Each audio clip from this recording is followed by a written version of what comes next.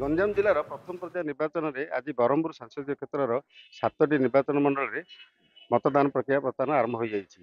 ଏହି ପ୍ରକ୍ରିୟାରେ ଆମ ସହ ଅଛନ୍ତି ସୁନ୍ଦରପୁରରେ ବ୍ରହ୍ମପୁର ସାଂସଦ ପ୍ରାର୍ଥୀ ଭୃଗୁ ବକ୍ସି ପାତ୍ର। କ'ଣ କହିବା ସାର୍, ଆଜି କେମିତି ଚାଲିଛି ମତଦାନ, କେମିତି ଦେଖୁଛନ୍ତି କ'ଣ? ଏପର୍ଯ୍ୟନ୍ତ ତ ସବୁ ଠିକ ଠାକ ଅଛି। ସକାଳୁ 7ଟା ବେଳକୁ ପୋଲିଂ ଆରମ୍ଭ ହେଇଛି ଏବଂ ଆମେ ଆଜି ଏବେ ଛତ୍ରପୁରରେ ଅଛୁ। ଉଭୟ ଆମର ବିଧାନସଭା ପ୍ରାର୍ଥୀ ଏବଂ ମୁଁ ଛତ୍ରପୁରରେ ସବୁ ଯାକ ସ୍ମୁଥ ଚାଲିଛି। କିଛି କିଛି ଜାଗାରେ ମେସିନ ଖରାପର କମ୍ପ୍ଲେନ ଆସିଥିଲା ସକାଳେ ବ୍ରହ୍ମପୁର ସହରରେ ବିଶେଷ କରି ତାକୁ କରେକ୍ସନ କରିବା ପାଇଁ ଆମେ କୁହାଯାଇଥିଲା। ତା ସତ୍ତ୍ୱେ ମଧ୍ୟ 45 ମିନିଟ 1 ଘଣ୍ଟା କାଳ ବହୁ ଜାଗାରେ ବିଳମ୍ବ ହେଇଛି।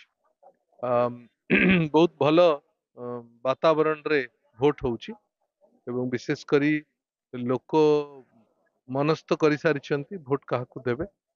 ଆଉ ବିଜୁ ଜନତା ଦଳ ସପକ୍ଷରେ ଭୋଟ ହବ ଏ ପ୍ରକାର ଗୋଟେ ବାତାବରଣ ପ୍ରାୟ ଲୋକ କେତେ ଉତ୍ସାହରେ ବର୍ତ୍ତମାନ ନିର୍ବାଚନ ମତଦାନ କରିବାକୁ ଯାଉଛନ୍ତି, ଆଉ କ'ଣ କ'ଣ ବ୍ୟବସ୍ଥା କରାଯାଇଛି ସେମାନଙ୍କ ପାଇଁ? ଦେଖନ୍ତୁ, ସକାଳୁ ଭୋଟିଂ ବହୁତ ଭଲ ହେଇଛି।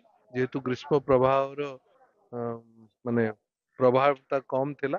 ଏବେ ଖରାବେଳେ ଆମେ ଏକ୍ସପେକ୍ଟ ବି କରୁଥିଲୁ ଯେ ଖରାବେଳେ 12ଟାରୁ 2ଟା 3ଟା ଭିତରେ ଟିକେ ପୋଲିଂ କମ ରହିବ, ଫେର 3ଟା ପରେ ପୁଣି ପିକଅପ୍ କରିବ। ଠିକ ସେଇ ଭାବରେ ହଉଛି।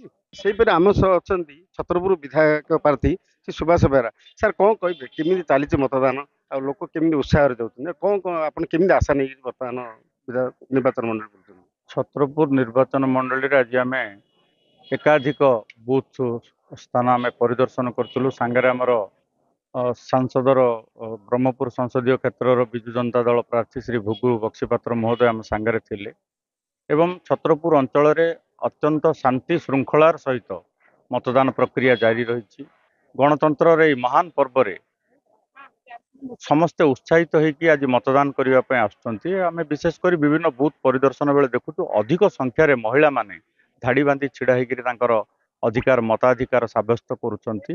ନିଶ୍ଚିତ ଭାବରେ ଏହା ଏକ ଶୁଭ ସଂକେତ ଯେ ଗଣତନ୍ତ୍ରର ଏହି ବିରାଟ ବଡ଼ ପ୍ରକ୍ରିୟାରେ ସମସ୍ତେ ସାମିଲ ହେବା ପାଇଁ ଆଗ୍ରହ ପ୍ରକାଶ କରିଛନ୍ତି ଏବଂ ଲୋକଙ୍କ ମନରେ ମାନ୍ୟବର ମୁଖ୍ୟମନ୍ତ୍ରୀ ଶ୍ରୀ ନବୀନ ପଟ୍ଟନାୟକ ପ୍ରତି ଗୋଟେ ଗଭୀର ଆସ୍ଥା ଆଉ ବିଶ୍ୱାସ, ବିଜୁ ଜନତା ଦଳ ସପକ୍ଷରେ ଗୋଟେ ଆସ୍ଥା ଓ ବିଶ୍ୱାସ ରହିଛି।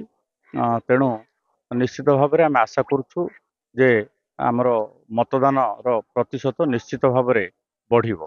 କ'ଣ କହିବେ, ମତଦାନ ପ୍ରତିଶତ ନିଶ୍ଚିତ ଭାବରେ ବଢ଼ିବ? ମହିଳାଙ୍କ ପ୍ରତିଶତ ବଢ଼ିବ ନା ପୁରୁଷଙ୍କ? ଏ ଖରାକୁ ଖାତିର ନ କରି କେମିତି ସେମାନେ ଆସୁଛନ୍ତି, କେମିତି ଦେଖୁଛନ୍ତି?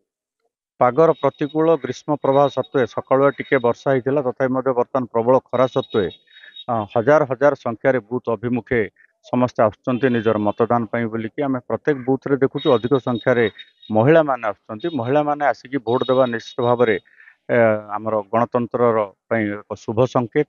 ଯୁବକ, ଛାତ୍ରଛାତ୍ରୀ ସମସ୍ତେ ଆଗ୍ରହ ହେଉଛନ୍ତି ଏବଂ ବିଜୁ ଜନତା ଦଳ ସପକ୍ଷରେ ନିଶ୍ଚିତ ଭାବରେ ରାୟ ଯିବ। ଖରାକୁ ଖାତିର ନ କରି ମହିଳା ଏବଂ ପୁରୁଷ ଆସୁଛନ୍ତି ମତଦାନ କରିବା ପାଇଁ। ଗଞ୍ଜାମ ଛତ୍ରପୁରରୁ ଲିଙ୍ଗରାଜ ଦାସଙ୍କ ରିପୋର୍ଟ, ନନ୍ଦିଘୋଷ ଟିଭି।